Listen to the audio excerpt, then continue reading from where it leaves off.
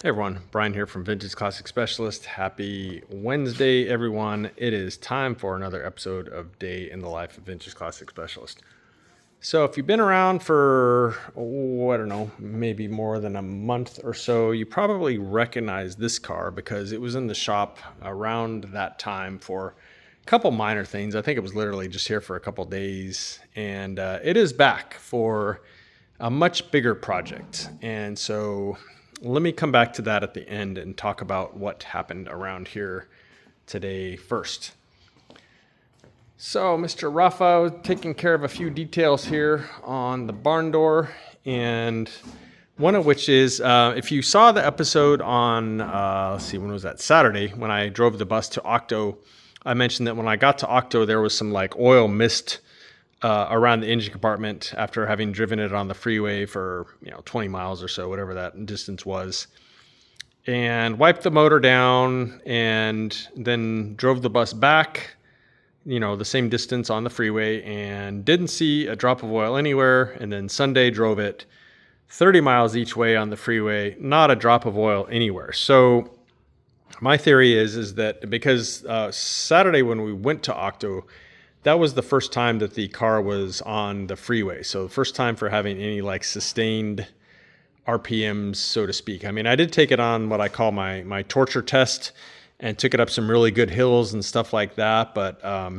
sustained RPM is a little bit different, I guess, in some ways. But anyway, so my theory is that in the process of driving it on the freeway the first time, the piston rings seated like that much better, and any blow by or whatever that may have caused any oil to kind of spray around and the drive out had remedied on the drive out, and then was just not an issue anymore. So I don't think it's an issue.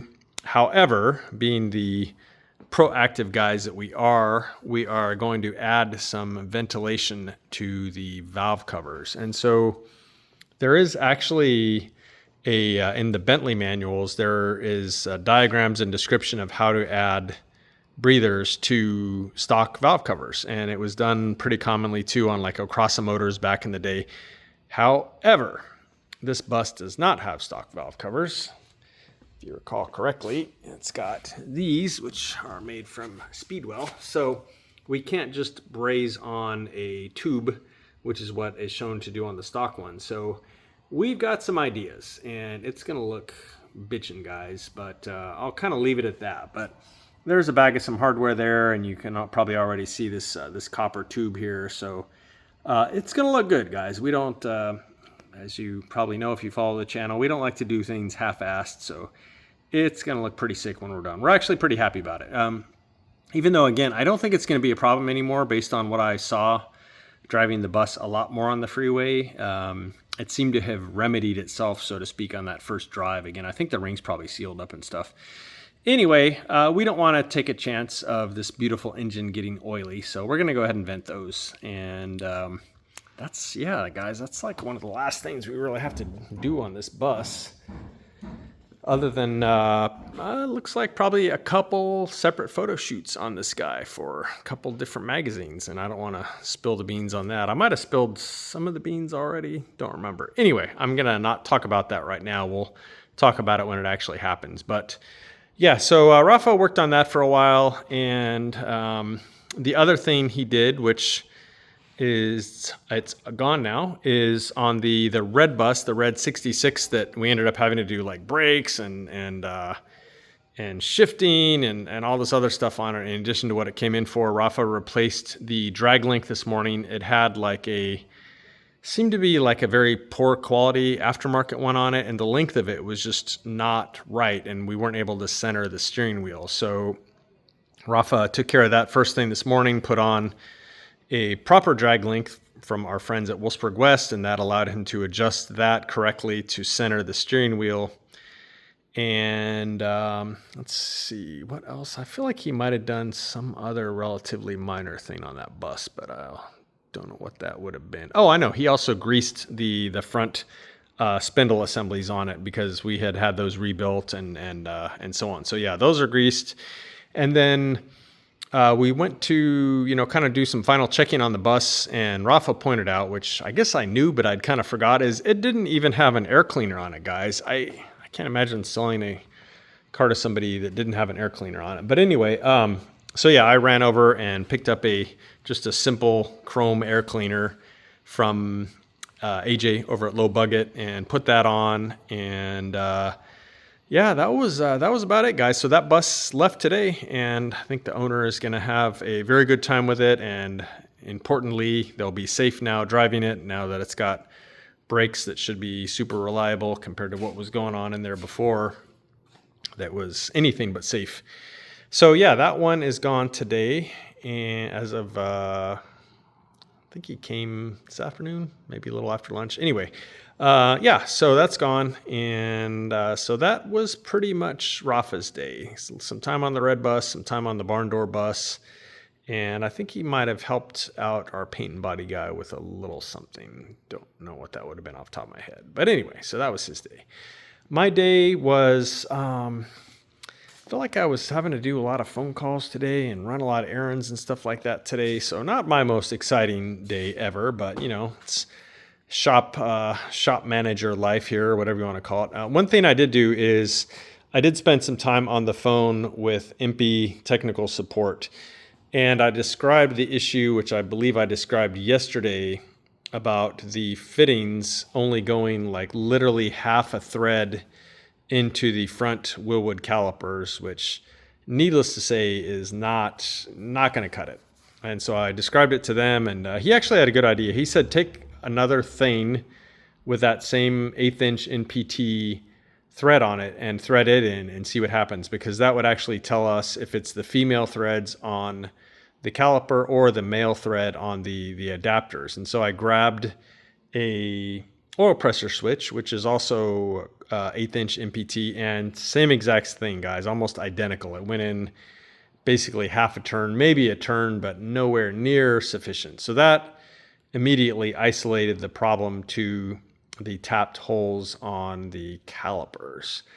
So went ahead and removed those, boxed them up, and our friend Jason at Air Cooled Vintage Works, who I bought those through, has to handle the return to Empi, because Empi doesn't sell directly to consumers, in which case, in this case, I'm a consumer because I didn't buy it from them.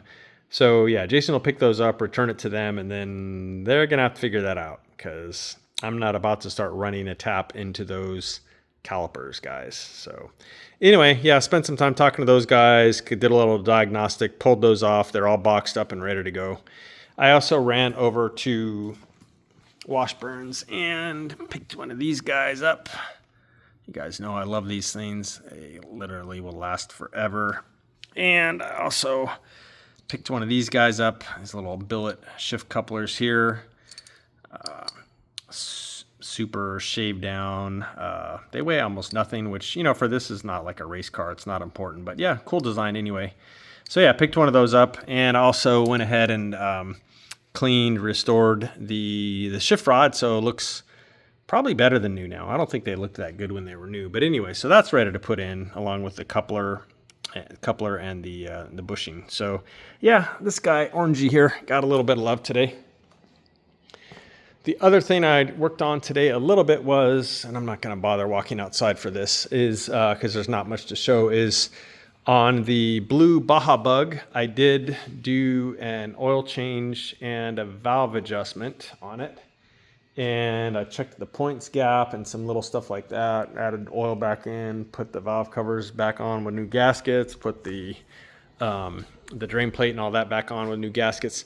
So one thing I found, guys, on that motor, again, I'm talking about the Baja Bug, the 60 Baja Bug, is number 3 exhaust valve or seat may be in the process of failing. And the reason I say that is that the adjuster was adjusted all the way out.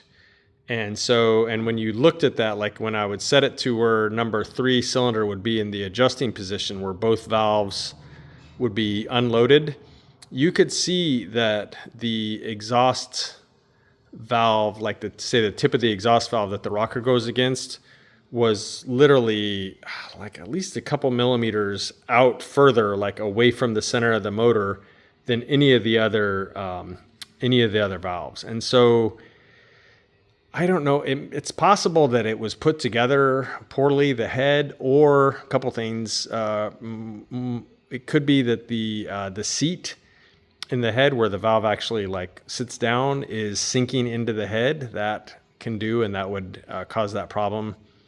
Or I would say less likely that the valve itself is stretching, but I don't know that it would stretch that much and not just break. So, and it could, however, it could have been running that way for ages, and it may continue to run that way for ages. But I do want to let the owner know that they may be in for the so-called, people say, dropping in number 3 exhaust valve. That does tend to run the hottest on those motors. So something I found that I'm going to have to warn them about, that at some point, and it may never happen, they may need to go and rebuild the motor because number 3 exhaust may be having issues. And if any valves have issues, it's usually that one. So anyway, so that was what I did on that one. Hoping tomorrow to probably go ahead and put its fuel system back together, and then maybe start thinking about tackling the brake system on it. Anyway, okay guys, so let's talk about this one. So this is, again, a car that was restored at another shop, not ours, and super beautiful car. We had it in, like I said, probably a couple months ago, and it was doing a number of things. One is that the engine was, I don't remember the exact words he used, but it was like running very erratic, like not smooth at all like you'd expect. And so I did a little diagnosis on it, and I found some very loose connections on the coil, both on the side that goes to the condenser and the side that supplies the power, 6 volts in this case. And so I fixed those connections, and then I didn't have that issue with it again as far as, running kind of wonky or poorly or anything. The other thing, though, that it was doing, again, despite, well, here, let's go ahead and pop this open. So it does have its numbers matching 40 horse motor in it. But the other thing that it was doing that I spent some time on and wasn't really able to resolve it was charging issues. And so supposedly this generator has been all gone through and rebuilt and everything, but if you rev the motor, it puts out what seems to be the correct amount of voltage, but at idle speeds, the output is very low. In fact, it's basically none. So you basically just have battery voltage until you start revving it, or maybe even slightly below battery voltage. And so, basically the idiot light for the generator is on at idle, even, and then as soon as you rev it, it goes off. But so he had a new old stock regulator that I put on. That didn't really help. So yeah, it seems to be something with the generator itself. I was hoping that maybe when the brushes, would kind of wear in, that maybe that would be resolved or whatever. But yeah, just kind of a number of things like that. And so I got the car back to him, and he drove it around some, and then it was stalling, or he went to start it after he drove it for a while, and it wouldn't start again, and it drained the battery. Just almost like since day one with this car, he's had engine problems with it. And so finally, he is basically at his wit's end. Again, we didn't build the car, we didn't build the motor. And so what he has asked us to do is to remove this motor and build for him basically like a 1600 cc dual port. He wants to go 12 volts with an alternator and just have something that's like super reliable, maybe makes a little bit more power. The charging system will be good. Obviously we'll change all the bulbs and the wiper motor armature and stuff like that, and make it a 12 volt car. And then this motor, which I did mention is numbers matching, you know what, he'll saran wrap it or whatever, put it on a pallet and stick it off to the side or whatever. And then, someday the car, if somebody wants, they can try again with the original numbers matching motor. So the motor will stay with the car, but he just wants to be able to drive this thing reliably. And again, since day one, this motor has had all kinds of issues. I think they've had it in and out of the car a few times, and it's had super weird issues with like bent push rods. And and in fact, when I had it, the motor was super noisy, and I noticed that one of the rockers, the valve lash was like literally a millimeter or something, and it was super loud when it came in. However, the jam nut on that rocker was tight, and so I don't know, it must have just been adjusted poorly. Super weird, guys. And now that he brought the motor in, I don't even want to start it for you guys. It sounds really bad. Like there's all kinds of noises going on in there. So I don't know what's going on with it, but it's coming out, and we'll put in a reliable 1600 dual port, and he will hopefully then be driving the heck out of this thing, because it is a beautiful car. He's, invested a lot of money in it, and he just wants to enjoy it. He's kind of over it being correct with the numbers matching motor and stuff like that. He just wants to drive it and have fun. So vintage classic specialist to the rescue. We're going to actually build we're having built, I should say, a turnkey 1699 cc. So that's that counterweighted 74 millimeter crank that we like. And then also the regular 1600 pistons and cylinders, 85.5s, and maybe like a super mild cam and stuff like that. So it'll maybe make like 10 horsepower more than stock, but it'll look stock. Should run super smooth with the counterweighted crank. And so, I think he's going to get a lot of enjoyment out of this car finally once we get that motor in. We're also going to change fourth gear on it to make it more freeway compatible, so to speak, and open up the transmission bell housing for the 12-volt flywheel. So transmission's got to come out too. But anyways, guys, that is this one new mini project here, returning as a mini project, but this time it's not that mini. I guess it's getting a whole new motor and some transmission work. But yeah, so you will get to see this beauty in our shop here probably for probably about a month or so, maybe a little bit longer. But yeah, so expect to see updates on this one here happening pretty routinely. So guys, that is it for today. Appreciate you all watching. Thank you very much, and we'll see you again tomorrow.